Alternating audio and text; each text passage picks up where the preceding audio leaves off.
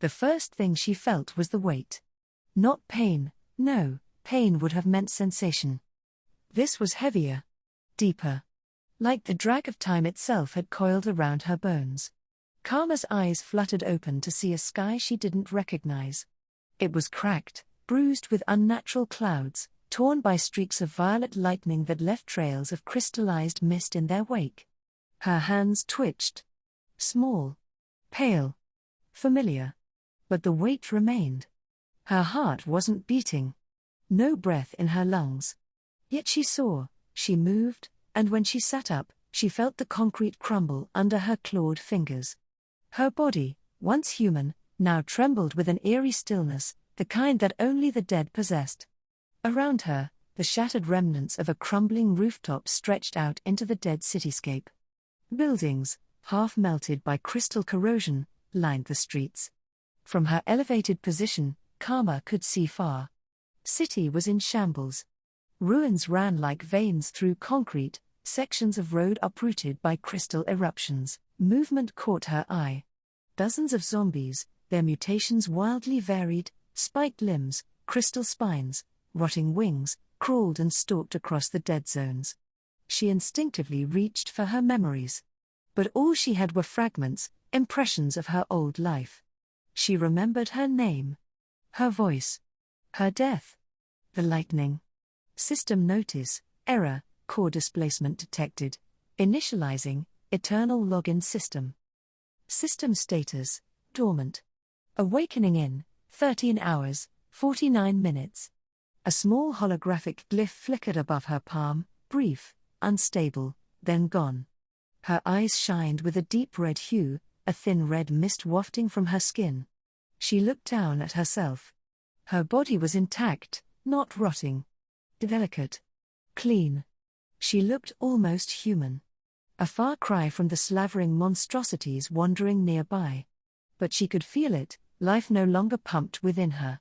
Instead, something else did. A dark energy swirled in her core. She looked to the east and saw the great storm still brewing, massive winds tearing through the skyscraper bones of the dead zone, and the faint glow of a very powerful undead could be sensed far off in the north, like an ocean tide of pressure just barely touching her senses. The air was thick with a crystal dust. Karma took an instinctive breath, and some of the dust floated into her mouth. Her body reacted violently, red lightning flickered along her arms, her muscles briefly surging before stabilizing. Her instincts were sharper now. Her mind beginning to slip away as blood flows into her eyes, observing the nearest pack of roaming zombies. He couldn't tell their grade if they did have grades, but they seemed fairly weak, with bloated limbs and exposed crystallized ribs. They moved with hunger but not focus. Just mindless searching. Yet she could feel it. A tug. A pull toward them. Her body itched for something. A sensation she had never known in life, a mind-devouring hunger. It struck her, something primal. She instinctively called for her body's natural mutation, and suddenly the world turned vivid. Every undead glowed with inner cause, XP waiting to be taken. She could feel her new self wanting, needing, craving. She could hardly control herself as she nearly jumped off the building, but she held herself back, forcing her ever-wild body to use the stairs. She reached the exit stairs. As she flung open the door and saw a pair of zombies, she couldn't control herself, and she pounced like a starving beast, devouring them. Her focus locked on her hunger, but even still she didn't feel guilt. There was no resistance inside her. Only hunger. Mutation detected, gluttony core, grade, capital 3 ability, consume undead crystal cores. Absorb fragments of their mutation abilities. Gain scale with total density of devoured essence. Current XP, 0. Next upgrade, 100 XP. Karma blinked, her eyes turning a deep hue of red as her lips curling into something between a human smirk and an undead hunger grin. In the distance, thunder cracked again, and a thick bolt of purple lightning exploded a nearby building, bathing the skyline in a momentary flash and vibrating the building. She dug inside their skulls with surprising ease as she pulled out a green crystal. When she consumed it using her gluttony mutation, she only felt her hunger dissipate slightly, standing up, bones crackling with rebirth, and began walking forward with unnatural silence. She wasn't sure what she was now. She wasn't sure what she'd become. But she knew this. She was calmer. And she was starving. As she made her way towards the emergency exit, she could vaguely note she was inside a fairly modest apartment that seemed to have been torn to pieces with gore scattering the walls. Her hunger pushed the thought out of her mind as she went down the empty halls and towards the stairs. As she pushed open the emergency door, the first of the zombies noticed her. It snarled, stepping forward. Then it paused. Its eyes, crusted with crystal veins, locked onto her. A moment of hesitation. It recognized her power. Too late. Karma lunged forward, faster than she thought possible, her clawed hand piercing into its forehead and tearing free a pulsing core. The cure to her hunger. The moment it touched her flesh, it liquefied into light and vanished. XP plus 12. Gluttony core reacting. Mutation fragment absorbed, bone lash tendril, rank D, rank D. Her body convulsed slightly as new mass grew within her shoulder blade. With a sudden jerk, a barbed tendril shot out from her back. It clicked and snapped with an echo as it waved twice before coiling and sinking back into her skin, leaving no visible trace. She stared at her hand in wonder, the hunger slightly sated, but only slightly. Her mind struggling to keep its reason felt that this was a rude way to be reborn. Lightning flashed overhead, the storm wasn't ending soon. Karma, still feeling her blood boiling and her hunger gnawing at her bones, didn't hesitate. Her new instincts drove her forward, relentless, silent, predatory. The second zombie stood frozen, its mutated face contorted in confusion at the scent of death, its own kind, with no trace of living essence. Karma lunged, claws ripping into its face, and in one brutal motion tore out the crystal core embedded within its skull. The core shimmered once in her palm before melting into her flesh, absorbed by the gluttony core without resistance. XP plus 5. No mutation fragment gained. She blinked. The hunger dulled slightly, but only just, still violently stirring beneath her skin like worms writhing through muscle. Her body craved more, demanded it. Mutation or not, she continued the hunt, her eyes glowing with unnatural light in the dark. Through the howling winds and pounding crystal storm, she stalked the ruins of the dead city. Zombies. The zombies themselves were not very strong, but she couldn't tell if that was because she was powerful or they were weak, shuffled and crawled, some drawn to her presence, others fleeing from it as instinct warred with corrupted thought. She fought through them all, razor limbs, crystal fangs, acid breath, none could stop her. She tore through nearly 60 of them before the storm finally subsided. As the last echoes of thunder faded into the distance and the violet clouds began to clear, Karma stood covered in ash and steaming blood, her foot crushing the face of a fairly strong undead that had dared strike back. The core in her hand pulsed once, then sank into her chest. But this time, her body convulsed in response. A sharp jolt of power ran through her spine as her fourth mutation fragment activated, fully stabilized and integrated. She stopped in her tracks, her flesh tightened and stitched back together in the places age had damaged her body. Her consciousness return. A heavy mimicked exhale. She felt her body finally come back under her full control. She was fully aware of her berserk mode and even prevented herself from targeting certain zombies such as children. Even now as an undead she found it hard to see them as a target. After reviewing her memories in detail she reached inward, focusing her senses through the flickering indigo glow of her gluttony core. The 4 fragments within her pulsed like embers embedded in her soul. Gluttony core, capital 3, rank C, XP, 86, 100 mutation fragments obtained, bone lash tendril, rank D, a whip-like organic weapon formed from compacted mutated bone. Can be ejected from shoulder or spine. Crystalline spore cyst, rank E, produces a single-use toxic burst of gas and crystal powder, stunning low-tier zombies for 3 seconds. Phase twitch reflex, rank E, increases reaction time drastically for 0.5 seconds when under sudden threat. 30-second cooldown. Ironhide rind, rank D, a thin dermal armor that can be activated to cover key impact zones. Reduces blunt force and cutting damage by 40% for 5 seconds. She stared at the names, the brief pulses of power echoing in her chest with each flickering glyph. Only 4 out of 60. So few of the undead had meaningful mutations. But each one was now hers. The hunger, for the first time, had dulled into a deep, lingering throb rather than an all-consuming roar. Her body felt heavier, but stronger. She was evolving. A sudden flicker across her vision caught her attention. System activation time, 1 hour, 14 minutes.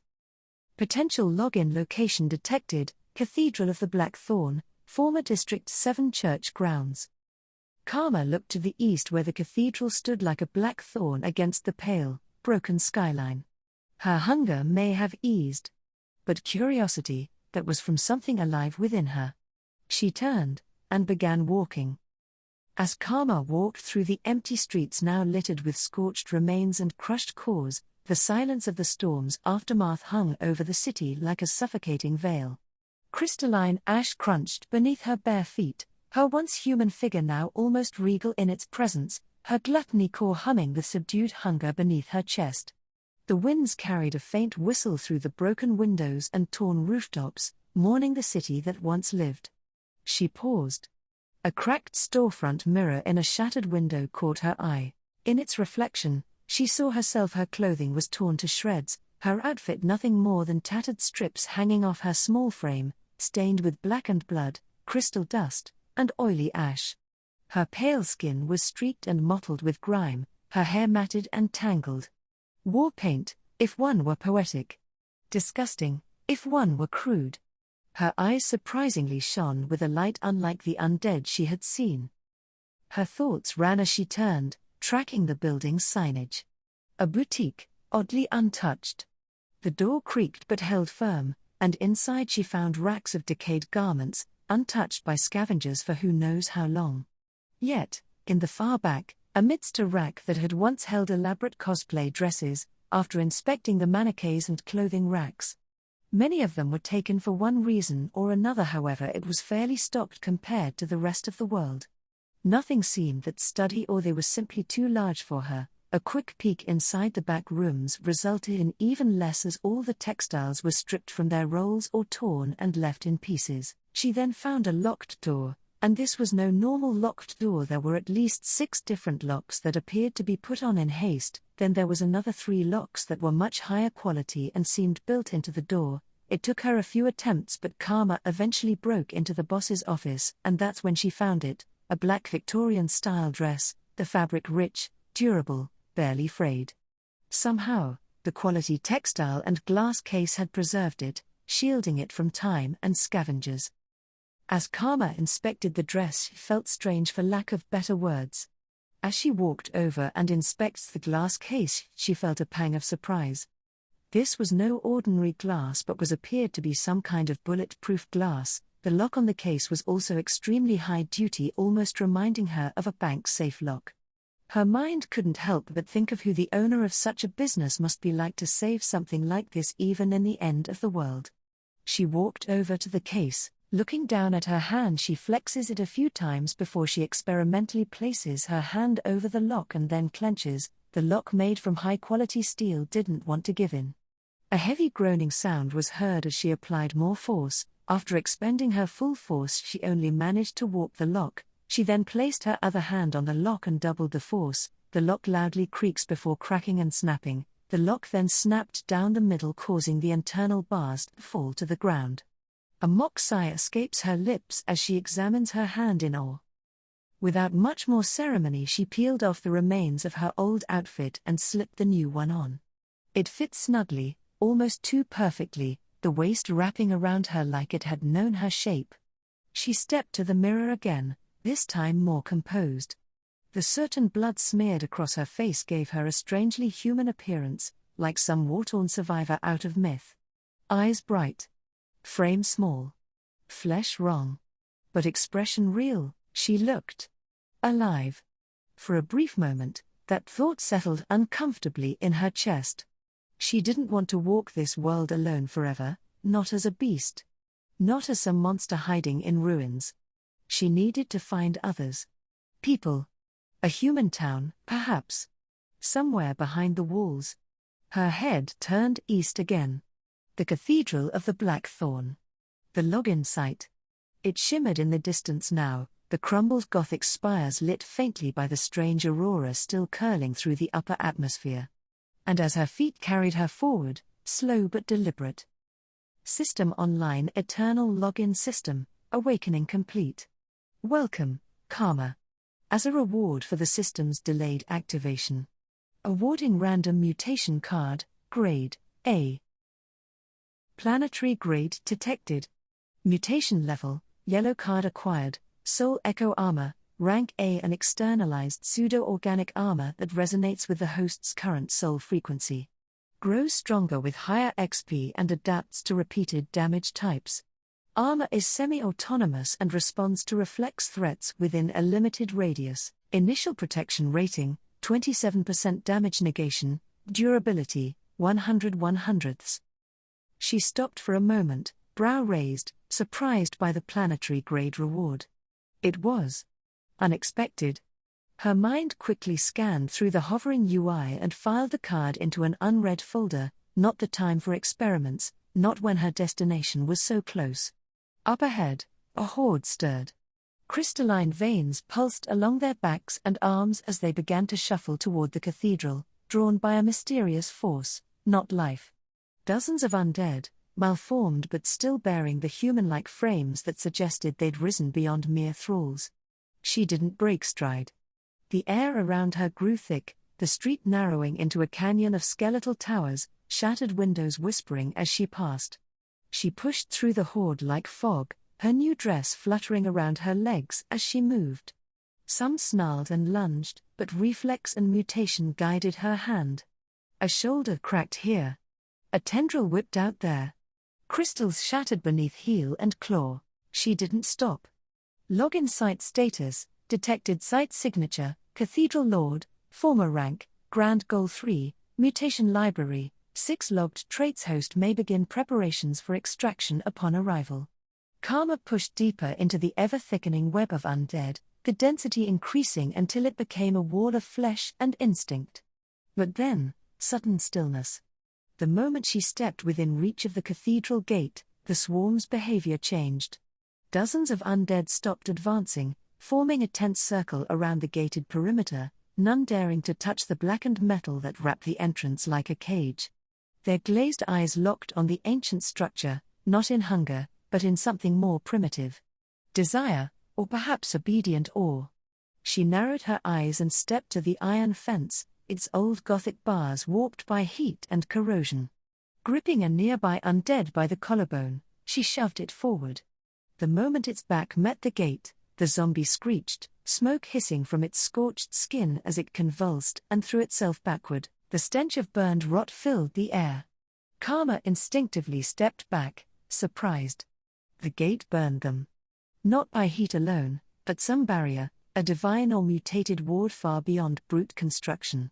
She climbed onto a pair of dull-eyed zombies who didn't even glance at her presence, and from her perch she finally saw it. The entire cathedral was circled by undead. Dozens? Hundreds? The longer she stared, the more she realized it was easily over 1,000, all packed tight, shoulder to shoulder, almost protecting the structure they were forbidden from entering. Some, in their mindless shoving, pressed others against the fence, causing distant, periodic hissing bursts and dying howls, but the swarm simply reformed and shifted again, as if pulled by magnetic ritual. Her gaze fell on the gate. Barricaded, planks of wood and metal welded together, but from the inside. It wasn't random. Someone, something, was or had been alive in there. It wasn't just a login point. Sliding down off the zombie she'd used as a perch, Karma's eyes burned with quiet purpose. She mentally reached for the card, Soul Echo Armor, pulling its presence from within her soul. It shimmered into existence in her mind like a glowing script, and the instant she activated it. Card activated, Soul Echo Armor, rank A, initializing external manifestation. A thin yellow flame ignited across her forehead, spinning into a luminous illusion of a crown before erupting in a slow cascade down her body. Plates of yellow-toned armor shimmered into view, ethereal and tight against her small frame. It wasn't bulky, it looked regal, tailored to her size and shape, part light, part matter. The flame receded, leaving only a faint, flickering shimmer of gold across her limbs and chest. She looked at her hand, now faintly glowing. Curious, she touched the gate. Soul Echo Armor, damage registered, 0.05. Repeating. 0.05. 0.05. 0.05. No pain. Only minor feedback. Tolerable. She smirked slightly. Efficient. Experimental. With that, she found a particularly large zombie, its frame warped and bloated, still silent in its mindless vigil. With a deft motion, she shoved it forward, and as it screamed from the contact with the burning fence, Karma used its body as leverage. Climbing quickly, she pressed her foot against its spine, her fingers gripping the warped spikes of the gate top. With a flex of her body and a moment to adjust her dress, carefully protecting its hem from catching, she vaulted over the top. She landed softly on the other side, boots clicking lightly against old stone. The noise outside suddenly faded. Not because it was quieter, but because the world inside the cathedral fence was different. The very air shimmered, like oil on water. The burning sounds, the undead moans, the chaotic noise of the ruined world. All muted the moment she crossed the barrier. Behind her, the zombies watched in silence, unable to follow. Ahead, the Cathedral of the Black Thorn loomed. Its front doors were sealed shut, scorched markings etched into the wood and stone. And faintly glowing in front of them, hovering just above the stairs. Login point fully synchronized. Welcome to the Cathedral of the Black Thorn. Status, Mutated Stronghold, Class, Grand Goal 3. Mutation Library, 6 registered traits. Conditions, Structure Lockdown, Hostile Entity Presence, 0. Login available. Would you like to begin extraction of mutation traits? Note, first login at a Grand Goal site will grant a bonus option, Trait Synthesis. The quiet wasn't mere silence, it was absolute. The kind of hush that devoured echoes and choked out life. She stood at the edge of a ruined garden, the soil glassed by some ancient inferno, the air oddly sterile. Her first breath inside the warded zone told her everything she needed: no life, no decay, no energy radiating from ambient biomass. Just stillness. Everything here had been scorched black, the trees, the fence posts, even the very stone of the cathedral itself. Yet the area pulsed with a strange vitality, not from flesh or spirit, but from the metallic thorny vines that spiraled around every object like invasive wire. The vines hummed with faint tension, like muscle ready to tighten. Every so often, Karma's eyes caught on a rose, grown from the same dark alloy, its petals shaped from glass and glowing faintly with a thick crimson fluid, nearly black, pumping rhythmically through invisible veins. She waited. Listened. Sensed. No motion. Not yet. Login initialized site, Cathedral of the Black Thorn. Login successful. Ability acquired, Gravebloom Puppeteer, rank B+ allows user to generate temporary black thorn tendrils from the environment to control up to 3 fresh corpses within range for 10 seconds. Mutations remaining, 5 out of 6. Cooldown until next extraction, 24 hours. Karma dismissed the system window and turned her gaze to the cathedral door, a massive set of blackened logs reinforced with warped iron. They stood solemn and immovable, as if holding something in. It was a short walk up to the doors, and without much hesitation she kicks the door. As expected, the door was jammed shut. Another kick. Her enhanced undead strength made the wood groan, the impact shaking the surrounding vines. Again. Crack. Again. Snap. Until with a final blow, the wood split violently, the barricading beam shattering and crashing to the ground. The cathedral's air hit her like a wall. Charred, damp, and metallic, like the breath of something ancient and buried. The hall was lined with pews covered in black vines, coiling through every corpse like veins knitting flesh to wood. There were at least 20 bodies, their limbs stiff, heads bowed unnaturally. Every one of them was pierced by several blooming roses, bloody, glass-like, and pulsing. On the stage ahead, atop the altar, sat a crown, made entirely of pitch-black thorns, jagged and cruel, with no place for a human head. As Karma approached, she noticed the first signs of motion. A subtle sound, metal scraping metal, whispers of clinking vines rubbing against one another. The corpses began to stir, first in small jerks, then with sickening, angular movements. The ones closest to the crown were the first to rise. Their bodies were dry and barely held together, with no visible musculature, only black veins connecting bone and sinew. As they moved, Karma's gaze snapped to one of the nearby roses. Its glow pulsed and dimmed slightly. The crown was reacting. She instinctively stepped back, heartless but tense, her body still only a few feet inside the doorway. Space was on her side. Her eyes scanned the wreckage, landing on a splintered chunk of the shattered door. She grabbed it, hefting its weight, then hurled it. The shard whistled through the air, slamming into the skull of the nearest risen. A clean hit. But the zombie didn't stop. Its head twisted unnaturally, but its legs kept moving, feet dragging thorns behind them like puppet strings. Karma's eyes narrowed. She grabbed more shards, 3, flung them in quick succession. One struck a chest, another embedded in a shoulder, the third pierced through the eye of a half-rotted face. No reaction. They weren't reacting to damage. They weren't protecting anything. They were following the crown. Bound by it. Sustained by it. Behind them, the next row began to rise, their bodies twitching violently as thick vines detached from the walls and ceilings, breath-reading through the corpses like living marionette wire. Karma stepped back into the threshold and gritted her teeth. The thorn zombies were slow, but methodical, immune to pain and resistant to simple trauma. She would need more than brute force. One step from the threshold, just one step from the doorway, when the sound came. A slow, deliberate metallic clinking, not frantic but steady, like a patient predator dragging chains behind it. Karma turned her head, and though her undead nerves no longer carried cold the way the living might know it, she felt the phantom of it, a chill that didn't exist, but that her soul remembered.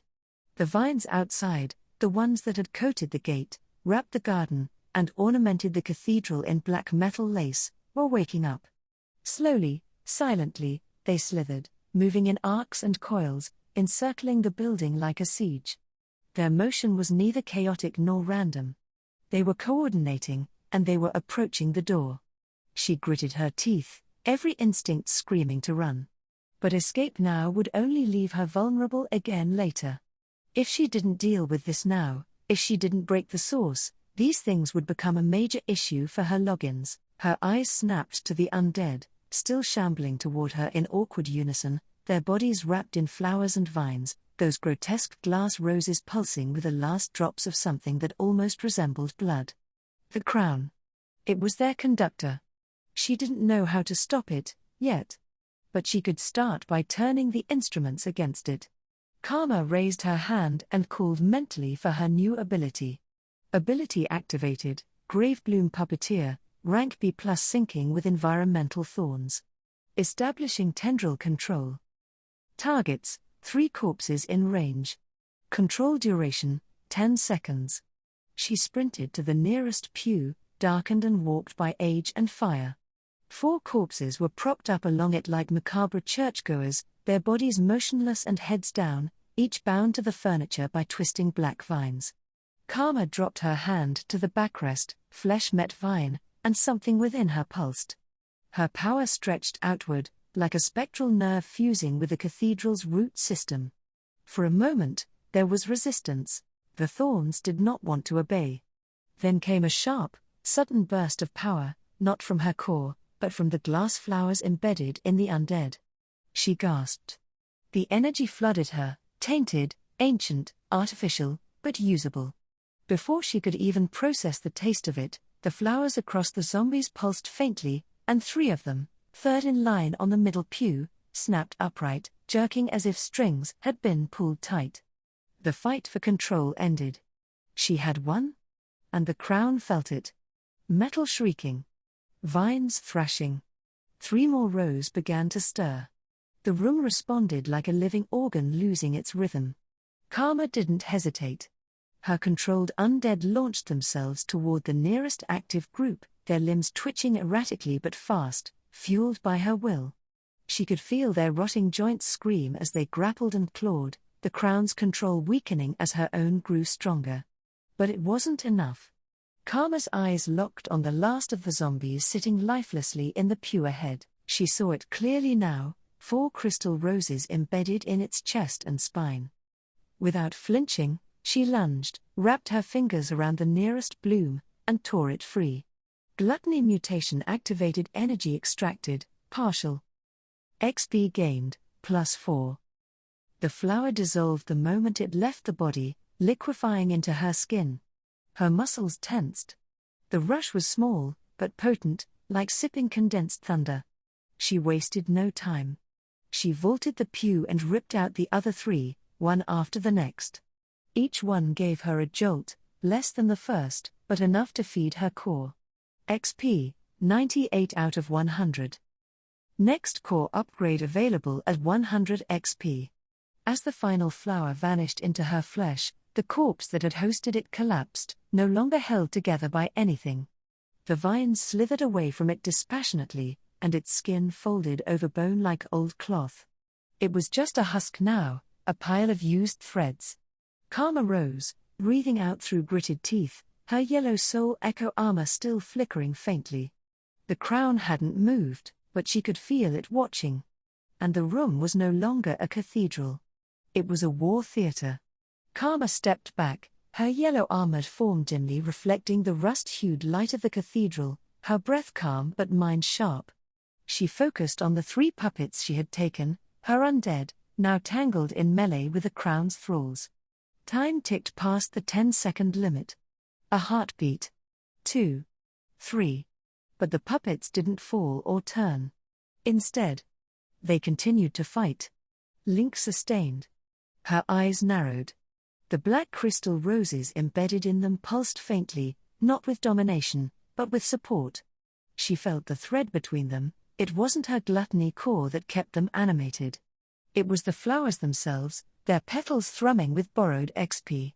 Gravebloom Puppeteer passive discovered black crystal roses act as XP capacitors. Infusing controlled undead with XP extends control duration and allows pseudo-autonomy. Note: XP drain increases with time if sustained indefinitely. There wasn't time to explore that further. The metal thorns outside were growing louder, faster.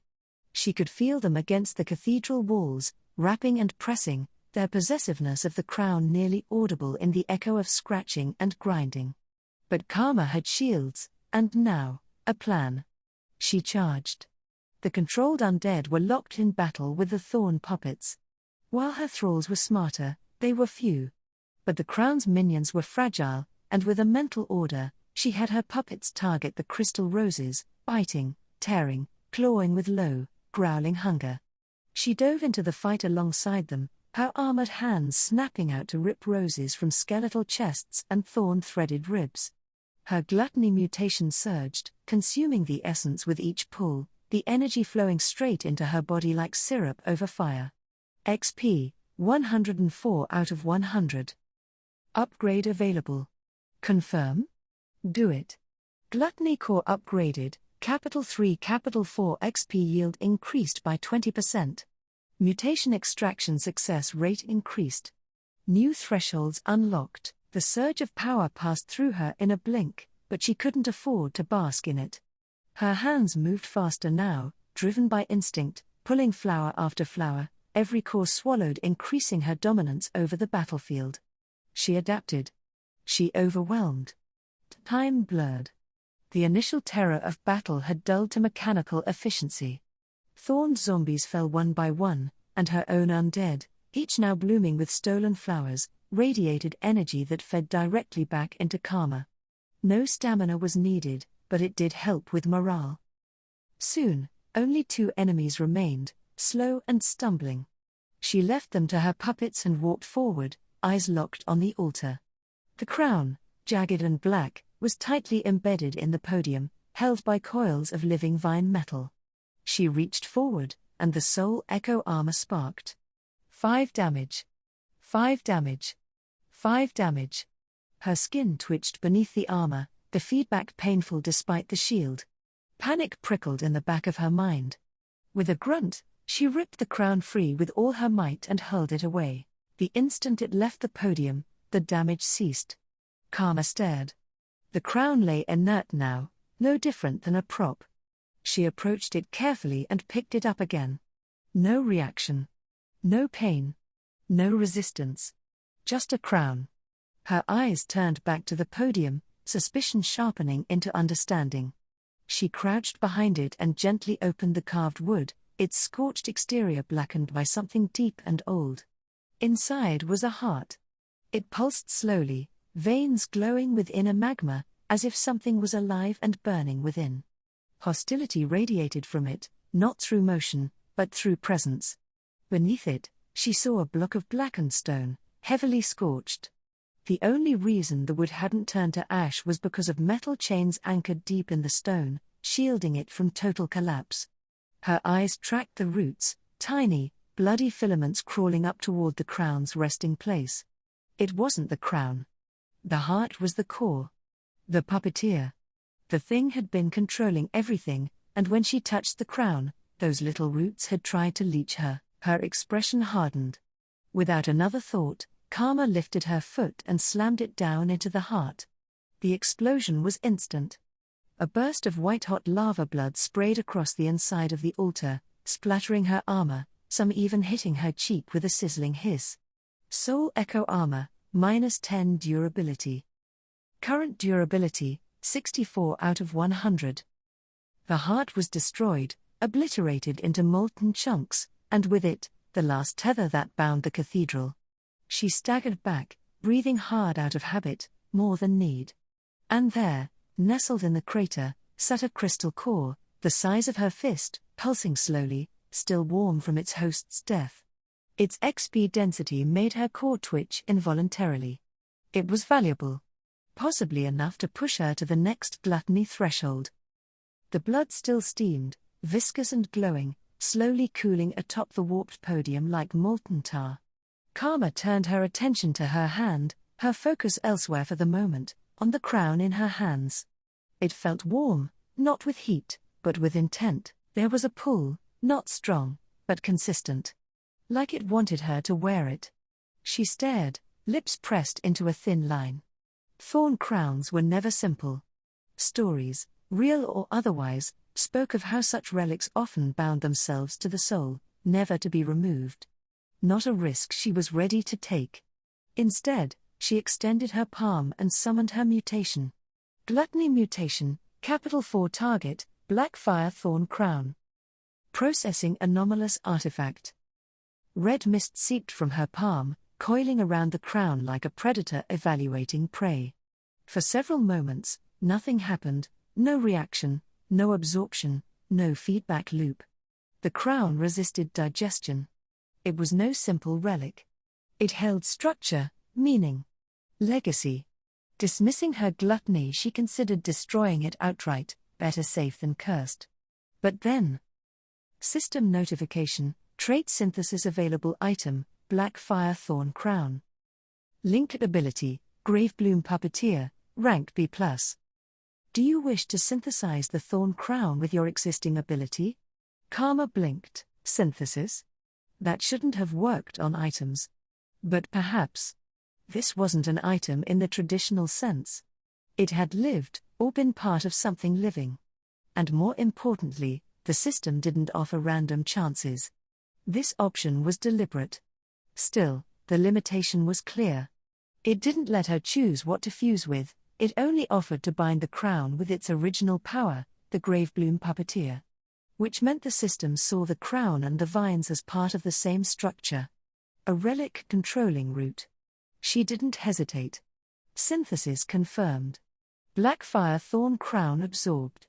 Trait fused with Gravebloom Puppeteer, rank B+. The crown didn't melt. It exploded, bursting into a flood of black and red energy, the fragments spinning in a halo before diving into her forehead like meteors falling in reverse. She staggered slightly as the effect settled, her vision briefly blooming with sigils and thorned lattices. Trait synthesis complete. Grave bloom puppeteer, rank B+. Corpse limit increased, 315. Range greatly increased. Control duration, 10 minutes. Vines now semi-autonomous during combat. Linked XP recycling to gluttony core stabilized. She inhaled, not because she needed to, but because it felt right, like her body had grown a second pair of arms, mental and unseen, ready to reach into the battlefield and command grey flowers like soldiers. The blood had cooled now. She reached into the pool of blackened magma and grasped the core. It pulsed in her grip, the size of a clenched fist, still hot to the touch but no longer burning. It vibrated faintly, like a dying heart still beating in protest. She didn't wait. Gluttony mutation, capital 4 target, heart core. Analyzing XP density. Processing rare strain. Mutation extraction, high-grade heart mutation detected. The core imploded into light, consumed almost instantly. Karma felt her body jerk, her torso convulsing for a second as something took root deep within her muscle structure. New mutation acquired. Burning blood core, rank B+. The user's internal blood becomes superheated, allowing offensive blood mist expulsion, rapid internal regeneration, and brief immunity to temperature-based attacks. Passive damage aura applies to melee attackers for 5 seconds post-hit. Note: mutation scales with gluttony core level. She blinked as her veins lit faintly from within, glowing red before fading to normal. Her hands pulsed faintly with stored heat, and a mist curled around her elbows for a moment before dissipating. She smiled to herself. The Cathedral of the Black Thorn was now quiet. No more puppets. No more vines. And she had ripped its crown, broken its heart, and devoured its legacy. The silence wasn't peace. It was conquest. Karma moved slowly, her bare footsteps soft against the scorched stone as she approached the cathedral exit, caution still woven into every action. The once glowing metal vines had gone still, their faint internal light now dark and lifeless with the heart's destruction. She reached out and placed a hand on one of the thicker roots coiled near the shattered doors. She activated Gravebloom Puppeteer. Gravebloom Puppeteer, B+, activated attempting environmental sync. The moment her power touched the root, her vision fractured, her legs buckled. White-hot static flooded her skull as hundreds of threads, the entire thorn network, screamed into her consciousness, not resisting, but clamoring, grasping, latching onto her like dying animals suddenly offered air. She collapsed, stumbling into a pew, her armor shimmering faintly as she curled into herself. Her mind drowned in data, connection requests, loyalty bindings, memory residue, pulsing like desperate cries. Her fingernails scraped against the wood as she fought to stay conscious. But then, the roses began to glow. Everywhere through the root system, hundreds of crystal flowers awakened, glowing not red, but a softened hue, like blood cooled and purified. She could feel them opening, breathing, giving. A slow flow of XP began to pour back into her. Not in a single surge, but as a stream, like the thorns were paying her for guidance. For freedom. She didn't know how long she stayed like that, curled, eyes shut, waiting for the storm in her skull to pass, but when she sat up, the sun outside was dipping low, the cathedral's interior had grown dim, shadows stretching across burnt pews and shattered icons. XP update, 1204 XP unspent current gluttony core, capital 4, upgrade available. The pain had dulled to an ache. The thread to the vine network still pulsed in her spine like a second heartbeat, but it was now manageable. She stood and looked outside through one of the broken stained glass windows. 80% of the vine system had withered, metal stems lying lifeless in the courtyard like fallen bones. But around the fence, some remained, still active, forming the perimeter of the protective formation. She realized then, the vines only thrive when fueled, and when not needed, they retract. Efficient. Curious, Karma approached one of the still living vines and laid her hand on it. She sent a mental command, and the vine obeyed instantly, uncoiling from the wall and slithering around her arm, then across her back. Its surface was smooth but flexible, capable of minute movement. She estimated 30 feet of maneuverable length, each segment capable of acting as limb, whip, or shield. With a thought, she set its XP draw to a passive 1 XP from her every few hours, enough to sustain the false plant without draining her too quickly. Her gaze shifted to the fence. The zombies were still there, circling endlessly. Occasionally, one would press too close, shriek as it burned, and fall only to be replaced by another. The crown was gone. The heart was dead. But the structure's aura remained, thanks to the living vines. Satisfied, Karma returned inside. The next login was still 15 hours away, and she intended to stay here for the full 5 days to extract every last trait this place had hidden. She wandered through the blackened cathedral, scavenging until she found a set of surprisingly intact books, tucked away behind a warped shelf. One caught her attention, a brief historical account of the church's final years. She opened it and began to read. The pages were yellowed but legible. The writing was formal, measured, recounting sermons, rituals, and regional politics, until the tone shifted. The author stopped using names. The structure of the sentences frayed. It became a logbook, scrawled in panicked handwriting. The walls no longer hold the cries out. The sky is red. The flowers bloom without soil. A great one walks. He came. A titan of rot. Bloated. Swollen with our dead. He tore his own heart from his chest. Placed it in the altar. He bled it willingly. He wore no crown. Not one that fit. But he took one from our reliquary. Too small for his skull. He said, "Let the flowers inherit the thorns." Karma's eyes paused on the final note, barely readable. We died long before the walls were breached. The crown only made it true. She closed the book. So that was it. The one who had ruled here was not mindless.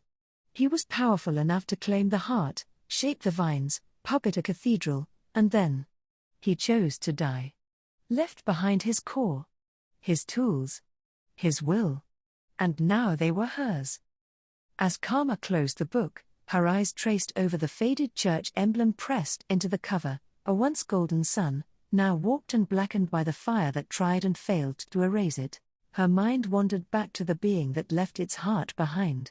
It hadn't been some mindless husk, it was likely a grand gold-class undead, the cathedral lord, a mutated abomination that had once torn its own heart from its chest and embedded it into the very soul of the building.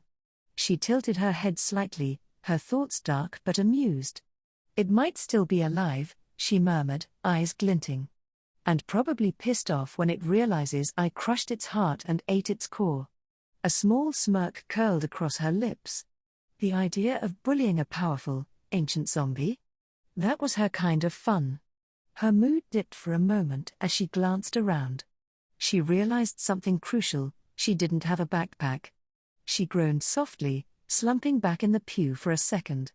It was easy to forget things when you didn't breathe, didn't sweat, and didn't tire.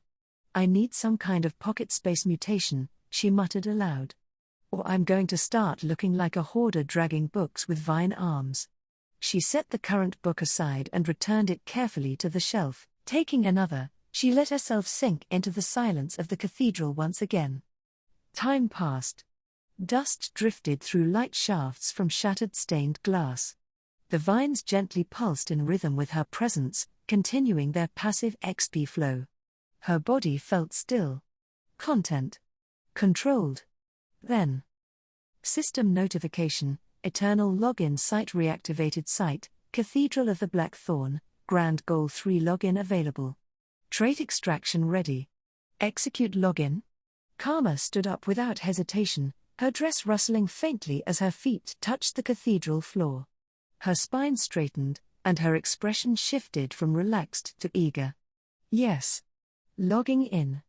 Accessing site memory structures. Mutations remaining, 4 out of 6. Ability extracted, Black Root Binding, rank B+ allows user to summon blackened root chains from the ground or surfaces within 15 meters. Chains ensnare and slowly drain XP from targets. Stronger versus targets with mutation cause. Cooldown, 30s, XP drain, 3 per second, or equivalent life energy extraction complete, 4 traits remaining. Next login, 24 hours. She clenched her fist briefly, feeling the new mutation settle into her body, the root structure coiling beneath her skin like new muscles she hadn't yet stretched. The sensation was familiar now, a new limb, a new instinct ready to be triggered. She walked toward the cathedral doors and stepped outside into the dusk. The zombies still circled the building, clawing without intelligence, burning themselves on the last remaining vines of the defensive barrier. One undead stumbled into the fence and burst into a hiss of light and smoke, dropping twitching to the ground. Another took its place. The loop had not broken. Karma stood at the edge of the cathedral's ward, one hand gently brushing the surface of the blackened metal fence. The zombies on the other side clawed and moaned in endless, lifeless rhythm, but she was no longer just an observer. She was testing, learning, perfecting her new tools. She raised her hand and activated Black Root Binding. Mutation activated, Black Root Binding, rank B+ field established. 15-meter radius. Sinking to ground substrate. A wave of pressure pulsed beneath her feet as she connected to the earth just beyond the fence. The ground rippled for a moment, then erupted. Thick black roots burst upward from the earth, snapping around 2 large zombies instantly, their limbs wrenched backward with enough force to dislocate. Smaller roots branched off, latching onto 4 nearby undead, pinning their legs, twisting around torsos like black iron snakes. The moment she felt the roots fully entangle, she issued her mental command, drain. The effect was immediate. The roots shuddered, then pierced inward, sharp spikes driving into flesh and crystallized bone. The roots dig into the depths of the zombie's body, wrapping tightly around its core inside its brain. Karma's body tensed as pure, clean XP surged into her, not corrupted or diffused, but refined. It was life energy in its rawest form, the kind her gluttony core craved most. She almost staggered from the force of it. For 20 seconds, the energy flowed steadily. And then, as if the roots had drained their limit, the connection faded. She could feel her control dissipate, but the roots remained, buried, hardened into spears that still skewered their prey. The stronger zombies remained trapped, twitching, their the root too large to break from free easily. A few medium-grade ones snapped their bindings and returned to their unnatural vigil, eyes once again fixated on the church and the girl behind the gate. Karma watched them for a moment, satisfied. This was a real weapon. Not just XP extraction, control, siege, and disruption. The comparison was stark. Unlike the Gravebloom puppeteer, which corrupted XP with the rose's influence, Black Root Binding delivered clarity, energy worth far more to her evolving body. Feeling content, she stepped away from the fence and circled the cathedral, hoping there might be more secrets hidden nearby. She was disappointed. Beyond the ancient gravestones, cracked, burned, some entirely vaporized, there was little but scorched grass and shattered landscape, remnants of a battle fought long before her arrival. Even the soil itself seemed sickened by the cathedral's legacy. With a final glance she returned inside, sliding into a pew and retrieving the last book, the one she'd intentionally left unread until now. This world's Bible. Not because she believed, but because she had nothing else to do, and 3 more days to fill. The text was heavy with metaphor, obscure even for religious writing. It painted gods and beasts in the same strokes, entities of fire and crystal, of breathless stars and black tides. Karma read with half interest, committing it to memory out of discipline more than reverence. Time passed slowly. The air inside the cathedral never changed. The light never truly warmed. It was a place of rest for things that could no longer die, and now she was part of that lineage. By the time she closed the book, the UI flickered. Next login, 20 hours remaining. She groaned softly. Still too long. Daylight poured through the ruined windows, the shadows short and harsh. It was nearly noon, a dangerous hour for a zombie to wander, with humans likely to be active, and too much visibility to remain unnoticed. But Karma was no ordinary undead anymore. Her body had stored so much XP, it had begun to replicate the condition of the living. Her once pale skin now held a faint warmth, her limbs pliant, her features soft. Even her eyes had dulled their glow, hiding the red that once flared with hunger. Current stored XP, 1453. Note: passive humanity simulation improving. External resemblance at 88%. She walked to a broken mirror along the cathedral's edge and studied herself. Almost human. Still a little too smooth. Too symmetrical. Too clean, in a way that felt uncanny. But in sunlight, unless someone stared closely, she'd pass. The undead still saw her for what she was, one of their own. She hadn't cracked the illusion completely. Yet. But for now, it was enough. Time to gather supplies. Food, tools, maybe even a bag. Something to ground her among the survivors she'd inevitably encounter. Karma's feet pressed lightly against the vine-formed footholds, her movements precise and silent. With no need to waste motion, she climbed over the fence and landed without a sound, her dress slightly brushing the ash-covered ground. The crowd of undead surged around the cathedral, still lost in their trance. She began pushing her way through, brushing aside zombies with subtle movements. Just like before, some reacted violently, either detecting her strange presence or responding to her oddly human scent, now more pronounced due to her stockpiled XP. But they were slow. Weak. Her enhanced body, already undead and monstrous beneath her adorable frame, cut through them with ease.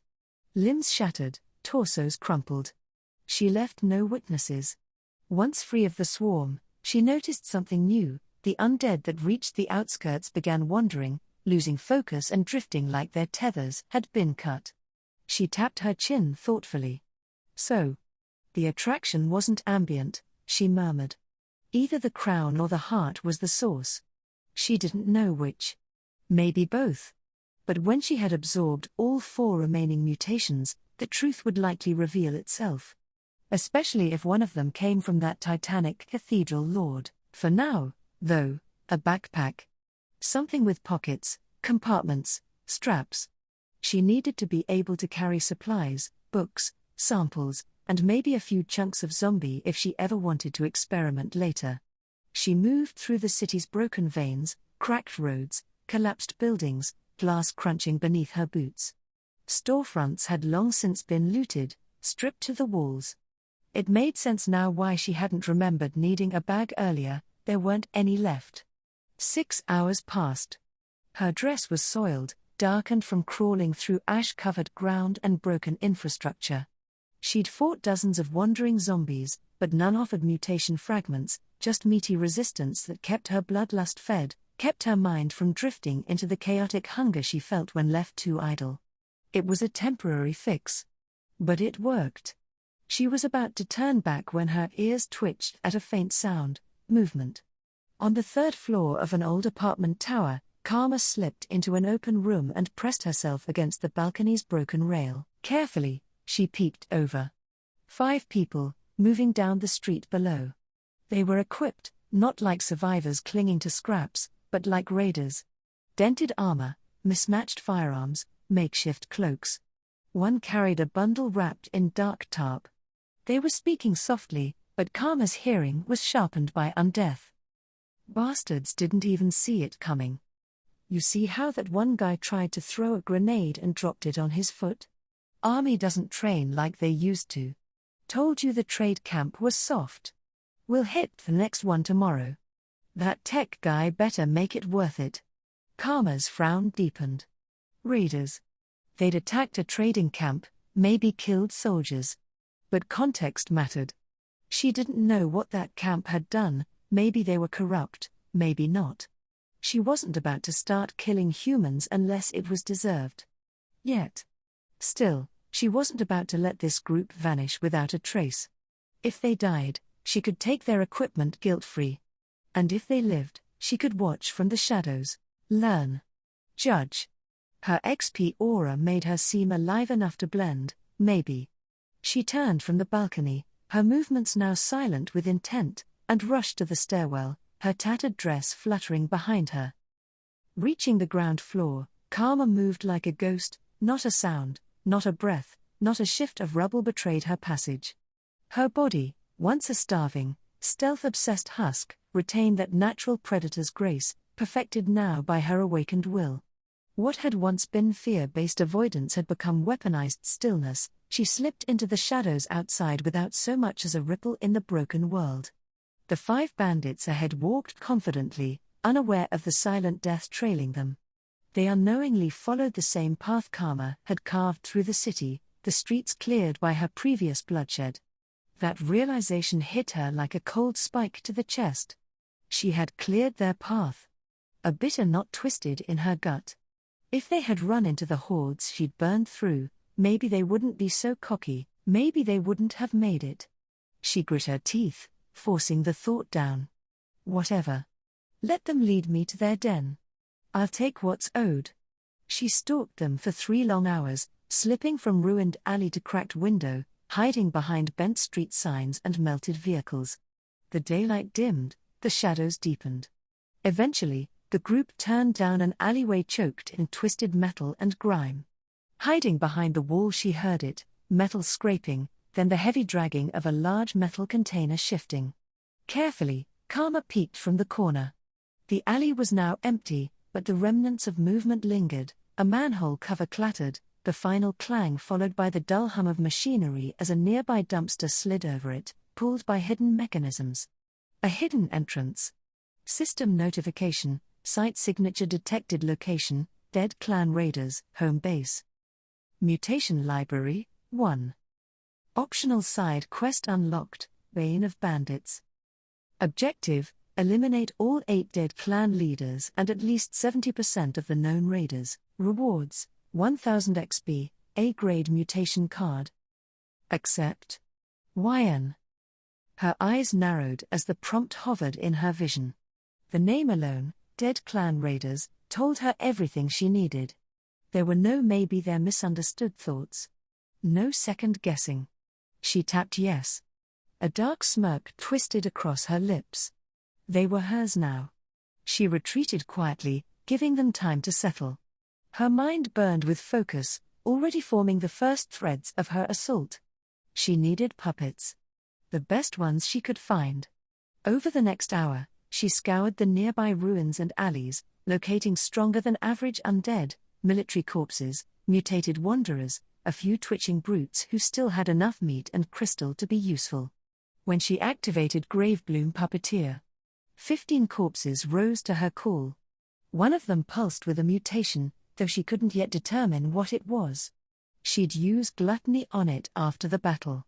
No rush. No waste. She commanded them to follow. As they moved, their movements surprisingly mobile for being puppeted by vines, she lifted a hand to the metal vine coiled across her back, sending a command to split a thin, branch-like strand, then wove it into a mask, a spiral thorn pattern of organic metal that covered her face from jaw to brow. Intimidating. Anonymous. Effective. If anyone escaped, her face would not be the one they remembered. The group moved like hunters. Silent. Heavy. Absolute. And when they reached the mouth of the alley again, Karma stood at the head of the column, dress still dirtied, XP still smoldering beneath her skin, and now with 15 corpses behind her, animated by her will. Karma crouched by the trash-can-covered manhole, narrowing her eyes at the rusted bolts and hinges. Grinding metal would echo through the tunnel and ruin any ambush, an amateur mistake. She lifted a hand, sending a silent pulse through the link. 3 of her Gravebloom puppets, the stronger ones with intact limbs and bone density reinforcement, moved forward. Without a word, they grasped the trash can's base, carefully lifting it as if it were a ritual object, not a piece of garbage. The thorns on their arms extended like tools, bracing the mechanism to prevent any sudden grind or clatter. As soon as the trash can was lifted, invisible threads are audibly heard snapping, the can slid smoothly to the side, revealing the manhole cover beneath. Karma knelt and peeled the heavy iron lid free with ease, her mutated strength making the task trivial. A breathless breeze escaped the opening, stale, dry, and old. She leaned forward and peeked in. A dry sewer tunnel stretched into the darkness. Low, overgrown. No collapsed. But not untouched, either. Faint chalk markings lined the right-hand wall, arrowheads, crude symbols, tally marks, definitive signs of human movement, and recently. She dropped into the hole, her mask still secure, her yellow eyes glowing dimly in the dark. Her footsteps made no sound as she touched the floor, her dress fluttering slightly, as she turned to watch her 15 thorn zombies descend one by one. Each moved with unnatural care, guided by her direct control, their metal limbs wrapped in silent root thread. When all were assembled in the tunnel, she activated a secondary command. Gravebloom override, detonate bloom, black root variant designate sub-units for collapse sealing protocol. Confirmed, 5 puppets. Objective, locate alternate exits and detonate bloom structure upon arrival. The 5 weaker zombies broke from the group, their movements softened by vine-covered feet, making them nearly silent. Even in the tunnel's heavy quiet, they faded like ghosts into the shadows, splitting off into branching side paths. Karma and the remaining 10 zombies waited in darkness. 10 minutes passed. Then. Flick. Snap. Snap. Crack. Her mental threads began to fray. 1. Then 2. Then 4 connections snapped like dried wire, her senses jerking free from the distant husks. The 5th thread remained intact, moving, waiting. Still searching. She exhaled slowly, no air needed, just the memory of breath. A small, content smile tugged at the corner of her lips. The tunnels were sealed. No escape now. The flower bombs had detonated as designed, the black crystal roses blooming explosively, then calcifying into a dense, metallic wall of rooted, thorned biomass. Those exits were now entombed, and nothing short of state-tier firepower was going to blast through in a short time. Turning back to the group, she gave the order, the final 10 followed. Through the dark sewer corridors, Karma walked in measured steps, each thorn zombie trailing her like a knight of rot, ready for war. Her mind was sharpened now, not just focused, but hungry. A goal was in sight. And her system had marked it for erasure. In the quiet of the tunnel, XP shimmered at the edge of her perception, that one remaining mutated puppet's unknown ability slowly resonating in the dark. Karma walked in silence, her steps guided by the faint chalk markings scrawled on the tunnel walls, symbols left by raiders. The markings became more hidden and secretive as she followed them. However, this was no challenge for Karma, who had loved playing as a scout in games. She easily spotted the markings. Mid-step, her head twitched slightly. The last thread, her final wandering puppet, snapped. A brief pulse of awareness. Then nothing. She didn't know if it had reached an escape path or been ambushed. Didn't matter. The web was set. She then discovered a false wall. Taking it down, she ducked into a corroded maintenance pipe, her knees bending smoothly as she crawled into the narrow shaft. As she made her way deeper, the sense of humans became stronger and stronger. Reaching the end of the tunnel, she appeared inside a large room. Signs of life everywhere. Scattered crates, stolen tech, makeshift weapon racks. The air carried the unmistakable scent of humans living without fear, arrogant in their isolation, confident that no one could reach them here. Karma's nose twitched. It hit her like a drug. The scent of living flesh, warm blood, metabolic sweetness, iron, and sweat. Like fresh cakes from a bakery, she thought, almost horrified by her own imagery.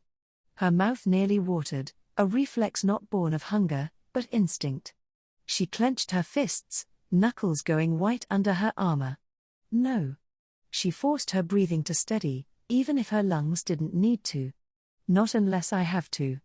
The zombies arrived one by one, slinking through the pipe behind her, silent, obedient, the black roses on their bodies pulsing faintly with artificial life. Their forms were inhuman now, twisted and reinforced by XP infusion, 60 XP each, enough to give them durability, speed, and obedience for an hour of sustained combat. They didn't hunger. They didn't hesitate. They were hers. And now the time had come. From behind her mask of vines, Karma's voice was cold and clear. Attack. Without a sound, the 10 thorn zombies launched into motion, the vines on their feet flexing and absorbing their weight, allowing them to sprint forward like shadows. They broke into 3 groups, each splitting toward one of the tunnels visible at the far end of the chamber. Each step brought them closer to unseen men, weapons, tech, and a core of corruption that Karma had sworn to tear out. Karma moved with the center group, her senses honed on the life force density ahead. Something strong weighted down the central tunnel. Her zombie instincts weren't easily fooled, it had weight, energy, and rage. A leader, without question. She flowed forward, her dress gently bobbing, vines flexing across her back like a cloak made of living nerves. Her body was ready. Her mind was calm. Her XP burned beneath her skin, the power held in reserve should she need to evolve again mid-combat. As she advanced, faint echoes of battle began to rise behind the other tunnels, gunfire. Screams. The tearing of vines. The gurgle of blocked exits. And through it all, she walked forward, her mind calm as a lake. The sounds reached Karma before she entered: gunfire, screaming, the desperate curses of men trying to make sense of a nightmare. The thorn zombies, reinforced by her will, bloomed with internalized crystal roses, making the discovery of the crystal roses harder. Bullets sparked off vine-wrapped torsos. Swords and makeshift spears pierced meat but couldn't reach the flowers buried inside, the true core of each puppet. The metal vines had been grown with one purpose: war. She stepped into the room. It was large, likely a central command chamber, filled with 8 bandits, some still pulling on gear, others firing blindly at the approaching undead. The air stank of fear, smoke, sweat, and blood. One man screamed as a zombie crushed his ribs with a single overpowered swing.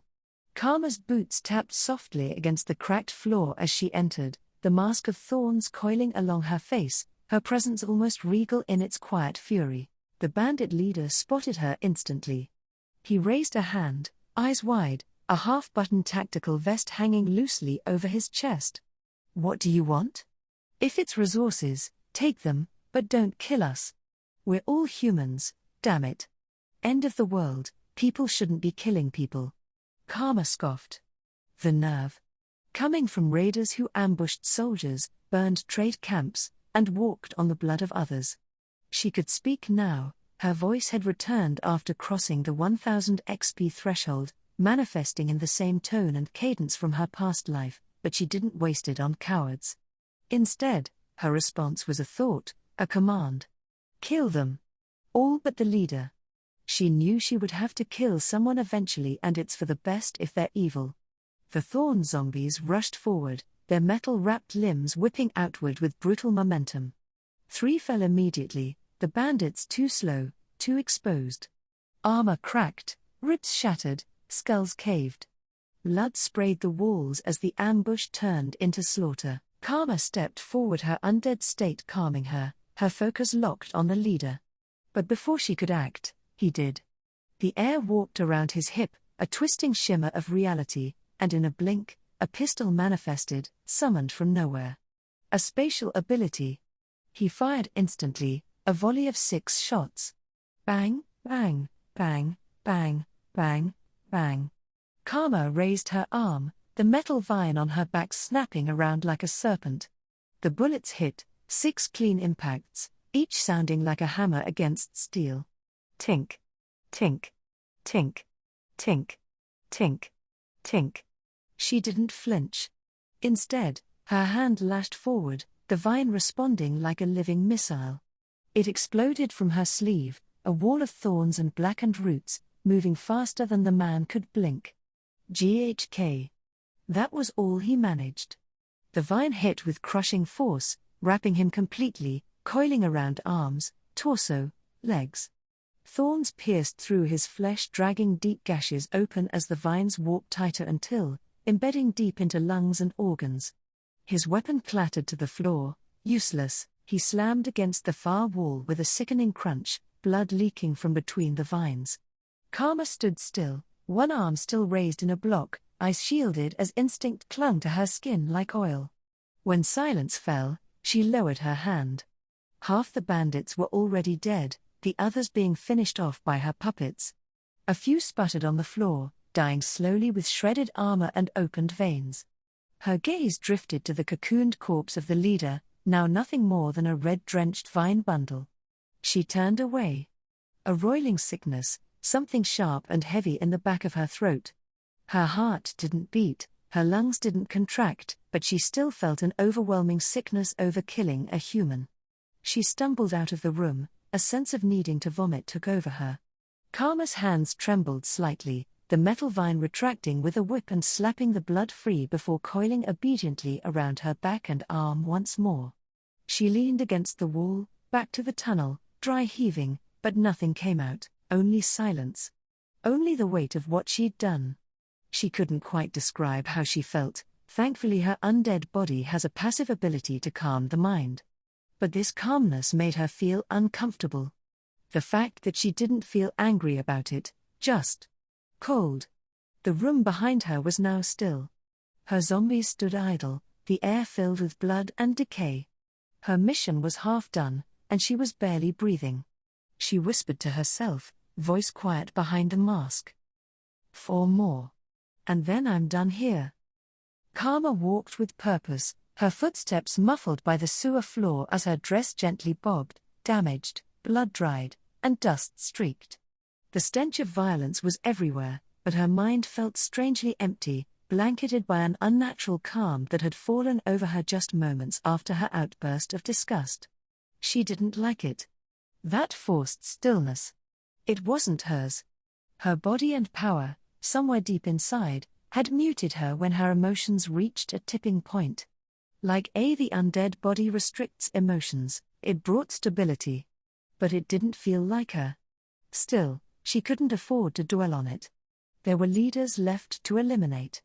And her thorn zombies, relentless and efficient, were already doing their job far too well without her. As she moved down another passageway, she thought back to the man she'd killed, the one who summoned his weapon out of warped space. That ability didn't come from a device or implant. It had been internal, like her own gluttony core. So humans can awaken too. It made sense. In a world this twisted, it was inevitable that some humans would evolve to match the undead. He had probably been important, a mid-tier commander or officer among the dead clan, maybe even a faction lieutenant. He had power. And she'd killed him like a fly. Her thoughts shifted. If humans had access to mutations, then when she finally reached a human city, she wouldn't just blend in, she could climb. Quickly. Her gluttony mutation, Gravebloom control, and soon, whatever this A-rank reward was, would put her far ahead of average survivors. The only cost is XP. To maintain her human form, her warmth, her voice, she needed spare XP in her core. The more she stored, the more alive she appeared. And even though it slowed her growth, she had ways to farm. She wasn't worried. Her musings paused as she entered a new chamber, another battlefield. The floor was a slaughterhouse. Bodies lay in broken piles, most unrecognizable. Some were stuck to the walls, skewered by vines like gruesome butterflies pinned in place. The scent of blood and rot was overpowering, even to someone like her. And yet, 3 remained alive, 2 subordinates and what looked like another dead clan leader, his armor heavier, blood smeared but intact, his breathing sharp. He and his group had managed to hold back a few of her zombies, but they were losing ground fast. Karma watched in silence. For a moment, her hand twitched with the urge to end it herself, to drive a vine through his heart and take the XP directly. But her stomach remembered what it felt like to kill a human today. That weight still clung to her ribs. No. That's enough for now. She gave a silent command to the 4 thorn zombies walking beside her. Finish it. With brutal precision, the zombies entered the fray, brute-forcing their attack by accepting the projectiles and blades. One bandit screamed, another tried to run. The final leader raised a weapon before being cut in half by a thorn-covered vine. The task was complete. 30 minutes later, the silence of the sewer was complete. The entire base was empty of life, save for her and her forces. System notification, side quest complete. Bane of bandits, success. 8 leaders eliminated. 100% raider casualty achieved. No escapes logged. Reward modified, exceptional completion. Plus 1000 XP. Plus bonus, 250 XP. Plus mutation card, Bloodwoven Arsenal, rank A. A mutation adapted from weapon manipulators. Allows the user to store up to 6 small to medium weapons in a personalized blood space. Weapons stored this way are sharpened, reinforced, and may be summoned instantly with no draw delay, compatible with melee and short-range firearms. Current limit 6 weapons, 5 magazines. Scales with XP stored. Can be merged with Gluttony Core at capital 5. XP update, plus 1250, current stored XP, 2643. Karma's eyes glowed softly beneath her mask, the reward prompt hovering before her like a seal of victory. The kill, the effort, the disgust, it was worth it. She whispered, voice steady and eyes sharp, I didn't come here for war. But I'll finish one if I must. The sewers were hers now, and above them, a city still awaited discovery. But she would need a bath and soon. Karma inspected herself, her dress while short enough to be just below her knees, but it was very dirty, and if not for the materials it would be in tatters. A non-existent sight escaped her lips as she decided she won't go out until she gets all the login rewards. A glance at her internal UI read. Login cooldown, 11 hours, 3 minutes. Still time to kill.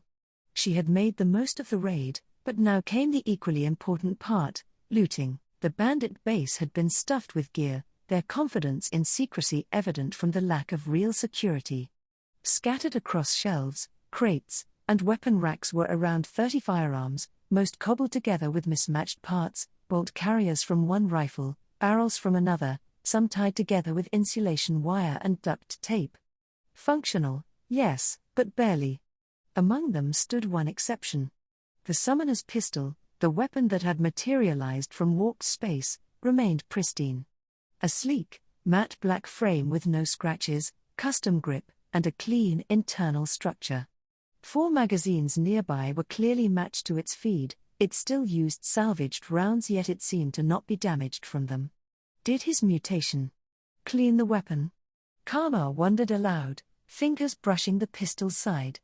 Or perhaps it's similar to her rank mutation and it refined the weapon stored. She picked it up with care, then turned her attention to her newest tool. Mutation, Bloodwoven Arsenal, rank A. Weapon slots, 0 out of 6. Magazine slots, 0 out of 30.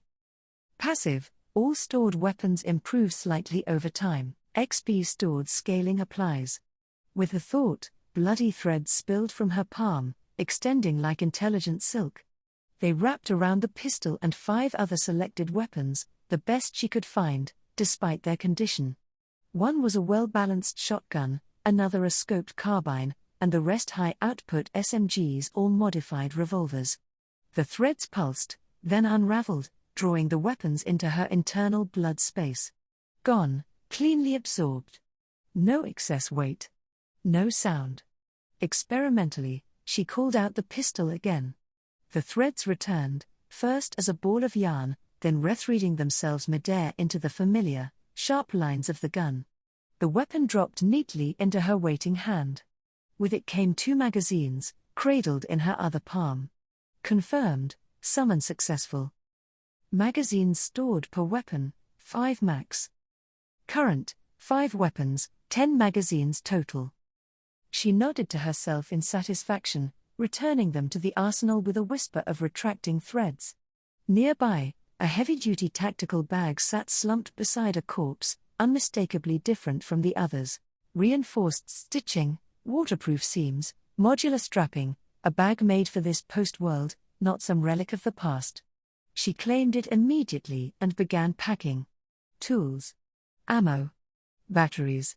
Compact tech. Flashlights. Radios. Weapon parts.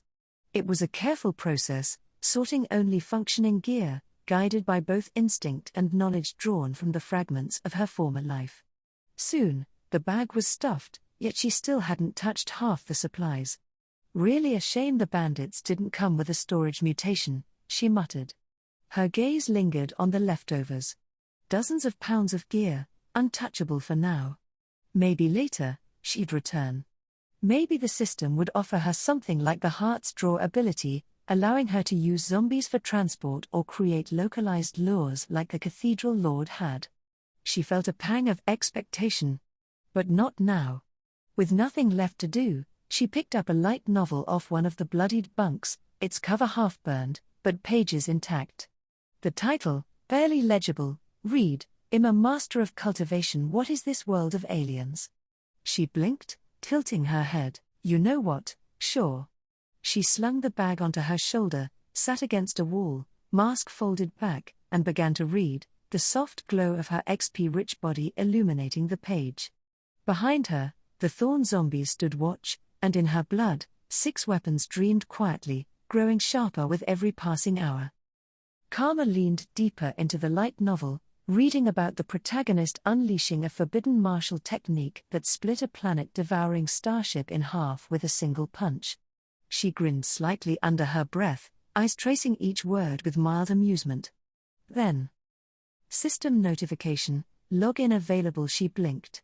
The book closed with a soft clap, her finger folding a tab to mark her place, ritual, if anything. Carefully placing it aside on the bedroll, she stood. Eternal login, site, Dead Clan Raiders, mutation library, 1 logging in. Extraction in progress. New mutation acquired, personal armory, rank D, a dimensional storage mutation that binds to a preset loadout of weapons. Stored weapons slowly regenerate damage incurred within the past 2 hours over 4 days. Up to 3 weapons and 3 magazines may be stored. Recall time, 2 seconds. Karma stared at the description, expression unreadable. Functional, sure. But, compared to what she had? Garbage, she muttered. Nice in concept. But what use is a regeneration delay of 4 days? Her blood-woven arsenal, in contrast, had instant summoning, passive weapon sharpening, and the capacity to store 6 weapons and 30 magazines, with XP scaling. But then her system chimed again. Trait synthesis available. Fusion candidate detected, blood-woven arsenal, rank A, plus, personal armory, rank D. Fusion result may enhance arsenal's dimensional framework, repair efficiency, or storage capacity. Proceed? YN. She hesitated. Just briefly. What if it eats my gear? Moving quickly, she dumped all 6 weapons and their stored magazines onto a nearby table. The vines of blood unraveled neatly, depositing the weapons like sleeping serpents. Finally stirring, she laid them out carefully. The summoner's pistol, her best pick, rested beside a reinforced shotgun and other mismatched, but gradually improving, arms. Once satisfied, she took a deep breath and confirmed the fusion. Trait synthesis, in progress. Inside her soul, she felt it. The mutations, conceptual, like bubbles filled with purpose and rule, began to fracture. Threads of power, the bubbles popped thanks to a mysterious force, and it began to rocket towards the center of Karma's soul, swirling into chaotic orbit around the core of her soul, flickering with color and soundless energy. It wasn't just a feeling, it was a rewriting. The 2 powers collided, merged, and rebuilt themselves from the dust of their original meanings. And then, like ink finally dried on paper, the storm ended. Trait synthesis complete. New mutation, blood armory, rank A+, a hybridized weapon storage mutation built on biological dimensional threading and stabilized quantum compression. Weapon slots, number 8. Magazine slots, number 40. Summon delay, instant. New passive, echo recovery, stored weapons automatically recover all non-critical physical damage over 48 hours. New active, preload ghost armament, select up to 3 preloaded weapons that may be instantly swapped into her hand even during combat lock or forced stun. XP scaling improved, stored XP will now hasten weapon recovery and enhance weapon effectiveness slightly. Notice, trait fusion compatible with gluttony core once evolved enough. Karma felt her breath catch, not in surprise, but in quiet awe. This wasn't just storage now. It was a living forge, a ghost-bound armory, and a combat-ready memory system all in one. Her weapons weren't just protected, they were evolving with her. This is art. With a wave of her hand, the threads returned, wrapping around her table-bound gear and reabsorbing them into her now enhanced blood armory. Each gun shimmered slightly as it vanished, the system whispering faint notes of integration feedback. She checked her cooldown again. Next login, 23 hours, 59 minutes. Karma tightened the straps of her overstuffed backpack, her undead enhanced muscles making the load feel almost weightless. Even filled with salvaged weapons, tools, and scrap tech, she moved like a shadow. Her yellow eyes scanned over the pile of disassembled and degraded firearms once more. Weapons are the new gold, she murmured to herself, voice steady beneath her breath. And humans pay top price for survival. Most of the magazines were ruined, unrecoverable after being left damaged too long. Not even her blood armory could regenerate decay past the 48-hour window. Still, she could carry 2 more weapons. Her hand moved over the pile, selecting a pair of damaged but structurally sound SMGs, each stripped of ammo but still functional enough to command value among human survivors. With a simple thought, threads of blood weaved out from her palm, wrapping around the weapons and pulling them into her arsenal. Blood armory updated weapon slots, 8. Magazine slots, 14, 40. New items stored, compact SMG, cobbled, X2. With the raider base picked clean, she was ready to leave, but then something tugged at the edge of her mind, a memory. One of the thorn zombies had a mutation. She turned back, her boots quiet on the concrete floor. Several of her zombies had collapsed after the XP in their roses depleted, their bodies brittle now, vines calcified, movements long ceased. She crouched over the first one, prying open its skull with practiced efficiency. Black crystal cores glittered faintly inside, low quality, but intact. She extracted them one by one, consuming them with her gluttony core. Then it hit. Gluttony core reacting. Mutation fragment absorbed new mutation, eyes of knowledge, rank D. Passive identification system. Displays basic information about objects within Karma's line of sight, including name, material state, and durability. Note: data scan duration scales with core strength and vision focus. Her head jerked slightly, a jolt, maybe phantom pain, maybe real. Her undead form shouldn't have felt anything, but her mind sparked, like a system port opening in her skull. The sensation pooled behind her eyes, and her vision momentarily flickered with dozens of glowing overlays. She blinked, and suddenly the gun pile lit up. Damaged compact SMG, durability 22%. Pipe rifle, durability 18%. Shiv, metal, durability 63%. Survivalist pipe, steel, durability 58%. Over 30 UI markers hovered quietly in her field of view, color-coded and non-intrusive. It's basic, she muttered, voice half-hushed. But this can become everything. Her mind raced. If she could evolve it enough, trait fusion compatibility, item XP signatures, or even site resonance data could become visible. An internal relic scanner, artifact analyst, or mutation identifier, these were priceless tools. She smiled slightly, but before she could let herself drift too far in excitement, that calm came again. That chilling, sterile blanket rolled over her senses, not sleep, not sedation. It muted her thoughts like a cold tide pulling away emotion. She sighed, not physically, but in the rhythm of her breathless body. Fine.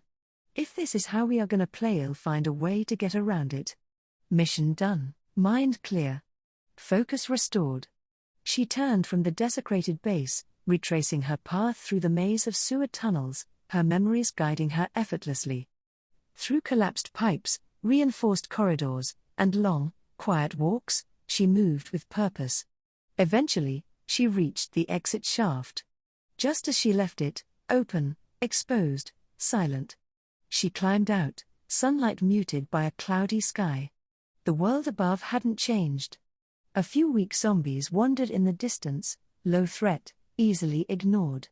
She slung her pack across her back and after covering up the sewer grate but least cover it she began her walk. The Cathedral of the Blackthorn still had mutations to give, and Karma was going to claim every last one. Karma's boots thudded softly against the cracked pavement as she made her way through the ruined streets. The walk back to the cathedral was mostly quiet, no ambushes, no anomalies, yet her mind wandered as the world whispered around her. She had begun to notice things she hadn't registered before. Dogs, at first, limping, twitching, jaws split open with broken bone. Then wolves, larger, leaner, but with the same telltale crystallization in their eyes and ribs. Even birds, strange, jerky things circling above with black streaked feathers and ragged, half-molted wings. The infection didn't just take people, she muttered. It took nature. Her eyes flicked up to the dull grey sky, her mouth pulling into a slight frown. Ever since she'd arrived, she'd simply adapted, killed, evolved, consumed what she needed. But now that she had taken a human life, now that blood had stained her hands and armor in a way no zombie kill ever had, the reality of it all settled deeper. What happened here? What broke the world like this? The system hadn't told her. The cathedral hadn't told her. She didn't even know if there was a truth left. Her thoughts were cut short as she crested the final rise, and the Cathedral of the Blackthorn came back into view. She stopped in place, surprised. The outer ring had thinned. The once absolute wall of undead had started to disperse, nearly 35% of the horde wandering off into the surrounding city. It wasn't gone, not yet. The formation still existed, still thick, but it was clearly weakening. They're losing interest, she muttered. Whatever kept them here is fading. A gnawing unease tugged at her spine. The Cathedral Lord. She hadn't forgotten about him. The Titan who tore out his own heart and left it here like a cursed offering. Her reading said he was at least 20 feet tall, bloated, festering, intelligent, and likely still alive. If he was on his way to reclaim this place, she'd have to finish extracting the login site's power before that happened. I might be strong, she said, but I'm not immortal. With purpose now driving her feet, she stepped into the thinning crowd of undead. Those who still circled the cathedral barely registered her. Her body radiated too much rotten mutation, they thought she was one of them, and technically, they weren't wrong. She reached the gate, found the vines she had once commanded now idle, coiled like sleeping serpents.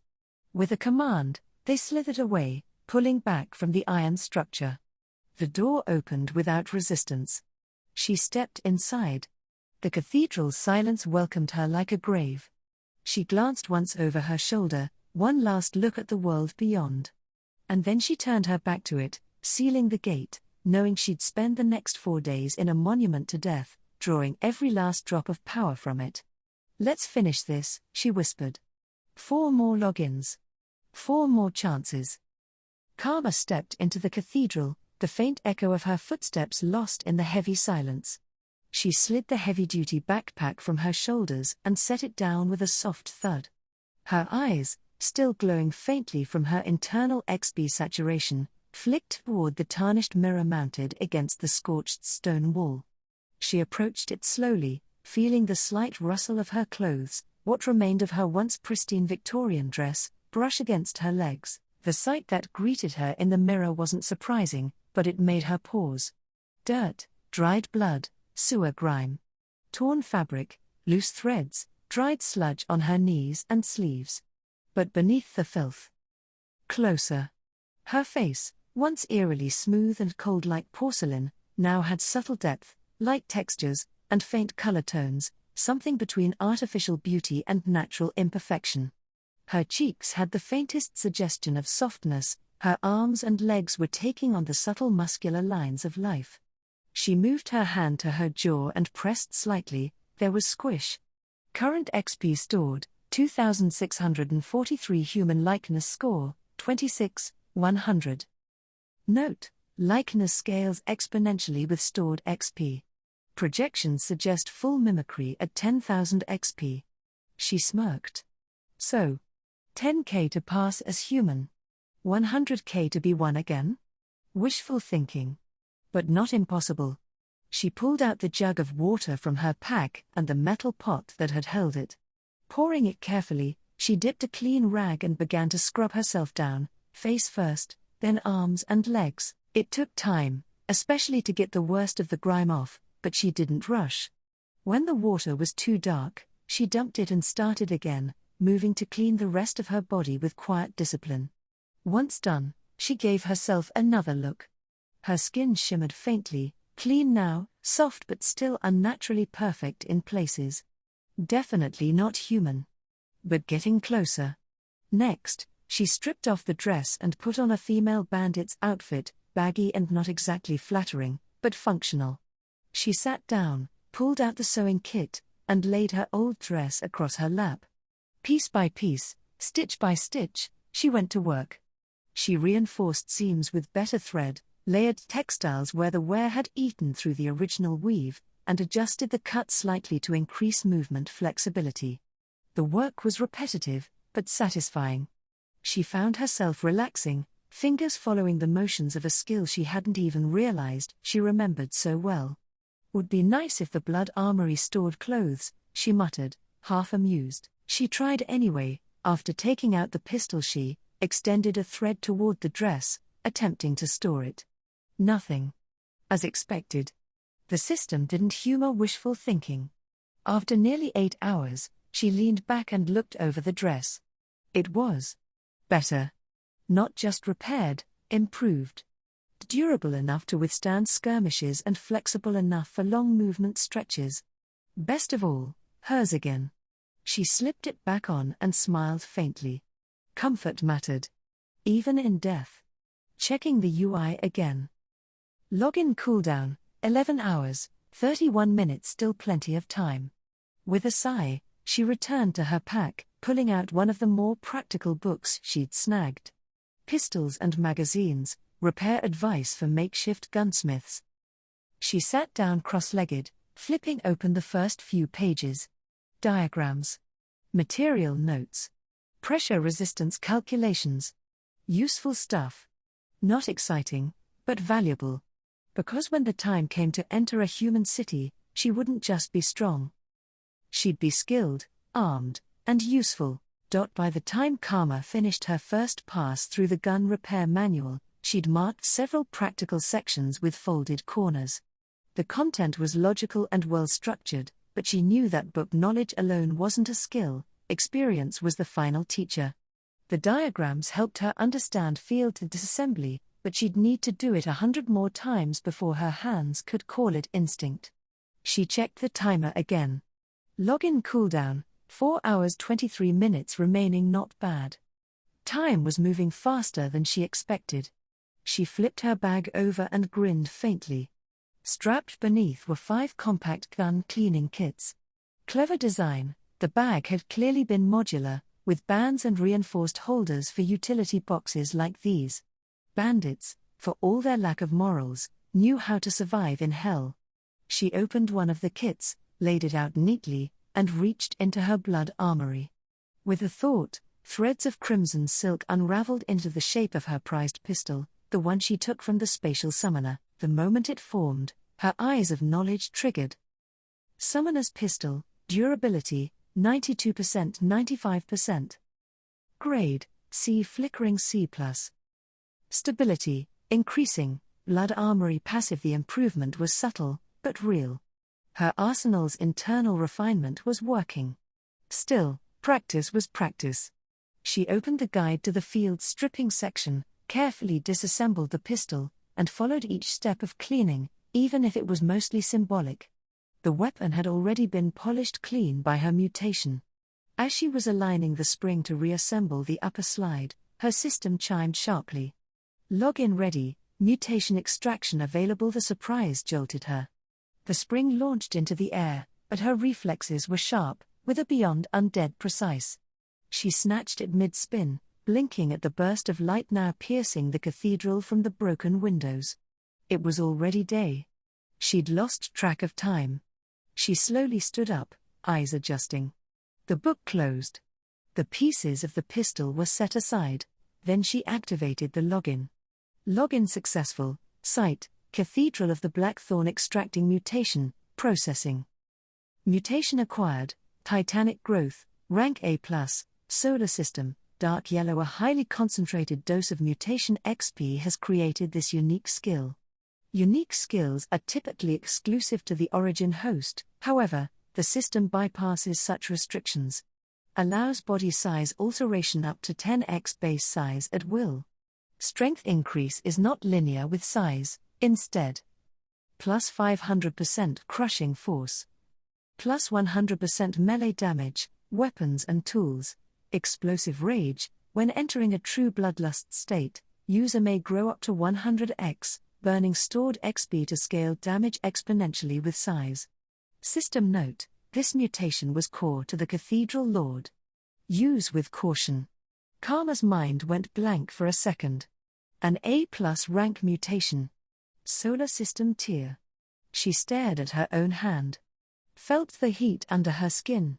Not fire, not magic, a volatile, roaring presence, like liquid power had been poured into her veins. Her undead body stretched, subtly at first. Muscles lengthened, glowing red-orange beneath her grey skin, not visibly, but felt. She placed her hand on the pew. Gently. She pressed. The entire pew shuddered, metal feet squealing across the floor as it skidded forward like it had been shoved by a truck. Her arm flared, just slightly, and she knew. It's intelligent. It's doing the heavy lifting for me. The mutation wasn't just raw power, it was instinctual leverage, like her body remembered being a giant and was showing her how to make use of that mass. Then she focused inward. The source of that power, it pulsed near where her heart should be. She concentrated, and the glowing energy compressed, settling into a single burning point behind her sternum. Her body responded. Thump. A soundless beat. Her dead heart twitched once. It wasn't alive. But it imitated life. Just like the heart she destroyed in the cathedral podium. Her eyes widened. It's the same. The Cathedral Lord's core mutation, and now, she had it. Her jaw clenched. If he ever returned, and knew she destroyed his core power, she would be hunted forever. While she had some confidence with all her abilities, she didn't find poking tigers fun, and she has already got the best out of this place. I need to leave. Now. She quickly reassembled the pistol and returned it to the blood armory, her fingers shaking not from fear, but from the sheer magnitude of what she had just gained. She slung her bag over her shoulder, securing the flap with a swift motion. No more stalling. 3 more logins remained. But the clock was ticking. And the cathedral was no longer safe. Karma stepped out of the cathedral's inner chamber, light spilling over the worn floor and painting her skin with the glow of morning decay. As she emerged fully, her eyes swept across the outer field, and what she saw made her pause. The horde had thinned. What was once a suffocating wall of undead flesh had broken, nearly 70% of the zombies had wandered off, scattering through the surrounding ruins. The city was slowly being repopulated with undead life, the unnatural gravity that once held them near the cathedral's heart now lost. She didn't linger on it. The Cathedral Lord's draw had faded, and with it, the clock on her safety had nearly run out. Karma approached the fence, her boots crunching lightly over the dry dirt and charred grass. She reached out to the vine system, still coiled tightly around the fence, producing the mysterious formation that the Cathedral Lord had placed, though it now hung lifeless, the flowers on them dimmed, but not yet spent. She placed her hand on the vine coiled around her own body and gave a silent order. Bloom. Bind. Merge. Dozens of black crystal roses bloomed, pressing into her spine. Her entire back became a garden of thorns and obsidian flowers, each pulsing faintly with stored, unrefined XP. And still, there were more black crystal roses. Without ceremony, she gave the order. Drain them all. A surge of energy hit her body like a wave of sludge, tainted XP, thick with decay and inefficiency. It didn't hurt, She was still a zombie, after all, but it made her feel leaden, like she was swallowing smoke. Unclean XP always took more to process into usable form. The vines withered instantly, calcifying into brittle statues, then cracking as their internal energy died. Karma watched them turn to dust and whispered to herself. That's all they had left. She checked her system. XP, 3128, human likeness score, 31, 100. She stared into the cracked glass of a nearby pane and smiled faintly. Her face was almost alive now. Faint color had touched her lips. Her cheeks had definition. Her eyes still glowed faintly in the shadows, but at a glance, she could pass for human, especially in low-security areas where no one looked too closely. Then she bent her knees and jumped. The earth cracked beneath her feet, her new mutation triggering unconsciously. Her body, light as ever, soared high, sailing over the crumbled stones. Oh, she came down hard, right into the crowd of zombies. But they didn't collapse under her, she wasn't heavy enough. She bounced off the writhing mass, momentarily caught like a leaf on churning water. And then, they noticed her. Some turned their heads, confused. Others sniffed the air, groaning, drawn by the scent of something too alive. Bite attempts came quickly. Jaws snapped. Hands clawed. She punched one in the face. Its skull shattered, fragments embedding into nearby corpses. Another grabbed her by the shoulder, she slammed it into the ground, its spine splintering from the impact. She didn't even slow down as she dropped to the floor. She pushed through, her enhanced frame bulldozing zombies aside. The occasional kill gave her XP scraps, but she didn't linger, not here. Soon, she broke through the outer line of the horde, blood splattered on her fists, some trickling down her cheek. She wiped it away without much thought. Human society is much less disgusting than zombie life, she muttered. And with that, she turned and jogged off, quickly disappearing into the decaying landscape, leaving the cathedral behind and setting her sights on something new. As Karma sprinted through the shattered streets, her thoughts began to churn again. Something was missing. Weapon, she realized. I need to look armed. Normal. Capable. The idea of keeping titanic growth active was also out. She needed it to be in her heart to create a false heartbeat. It would be far too noticeable if she didn't have one, especially if someone got close. Not to mention, she didn't yet understand how strong human factions actually were. A flashing beacon of solar system tier energy wasn't subtle. With a thought, she condensed the power of her titanic mutation in her heart and summoned her blood armory. Threads of red spun from her palm, quickly unraveling and forming into her well-balanced shotgun. A box of 34 shells rested in her bag. The ammunition couldn't be stored in the arsenal, so she kept them physically packed. She popped the chamber open and loaded a few shells, checking the weapon over. Shotgun, durability, 47% condition, stable, repaired, passive low, but usable. She slung it around her chest, securing it with a quick-draw holster built into her scavenged tactical bag. Her form was now both armed and suspiciously prepared, perfect for a lone scavenger survivor. As she moved, she'd stop every few blocks and blast a lone zombie, letting the shotgun echo through the ruins. The intent wasn't survival. It was bait, the illusion of human activity, something to lure in human scouts or patrols. It was risky, but Karma didn't believe in hiding forever. Eventually, she found herself inside a dust-covered high-quality mask shop, smashed shelves littering the floor with broken masks fragments on the ground. A few masks still hung on hooks untouched. One was a mouse, with oversized ears and glass eyes. One was a fox, simple, slender, expressionless. One was a tiger, colorful and fierce, a little too much. She stared at them, thinking about identity, anonymity, survival. Before she could choose, she heard it. Gunfire. Lots of it. It was maybe 2 or 3 blocks away, the sharp crack of at least 6 different weapons, all coordinated. Not a skirmish, a squad, maybe a full clearing team. Trained. Without hesitation, Karma grabbed the fox mask, simple, quiet, and forgettable. and slipped it over her face. She crossed the street and slipped into the building opposite, peeking out of a cracked window. Down below, she saw them, civilians and soldiers, moving with practiced flow, clearing the streets of the sudden flood of zombies. She could tell immediately, this wasn't a random gang or bandit crew. There was discipline, equipment, a chain of command.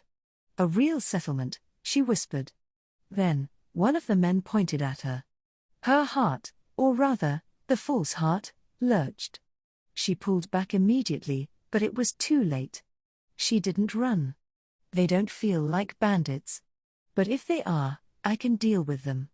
And if they're not, this might be my doorway in. They approached without shouting, without panic. When they entered the building, she stood there waiting. Fox mask on. Shotgun strapped. Still as stone. The lead figure was a woman in dark patrol gear, armored and scarred from survival, but not visibly hostile. She didn't extend a hand, but her voice was calm. Hello there. My name is Lieutenant Leah. Karma said nothing at first, then spoke for the first time to another person since her arrival in this world. Her voice cracked slightly, but was young, fragile yet clear beneath the rasp of undeath. My name is Karma. What exactly are you doing here? Leah studied her for a moment. Then, cautiously relaxed just enough to speak freely. Have you not noticed the sudden increase in zombies? We've had reports of up to 60% more activity in this sector than any month prior. We're out investigating before it spreads. Karma tapped her chin, thinking how to word it, then replied smoothly. I think I saw the church a few blocks from here. It had at least 4,000 zombies. They were completely surrounding it, but recently, they started leaving. It was strange. Leah's eyes narrowed slightly. Karma kept her stance calm, her fox mask hiding most of her face but her body language subtly alert, controlled, and just reserved enough to be believable for a lone survivor. When Lieutenant Leah spoke, her tone was professional, but the tension in her shoulders hinted at higher stakes.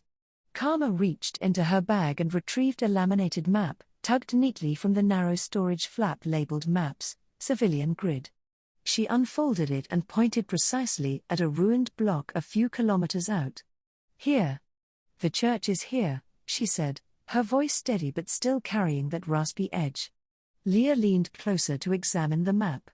Her expression darkened immediately, the corners of her mouth tightening as her eyes narrowed. That's one of the church lord's rings. Leah muttered, almost to herself.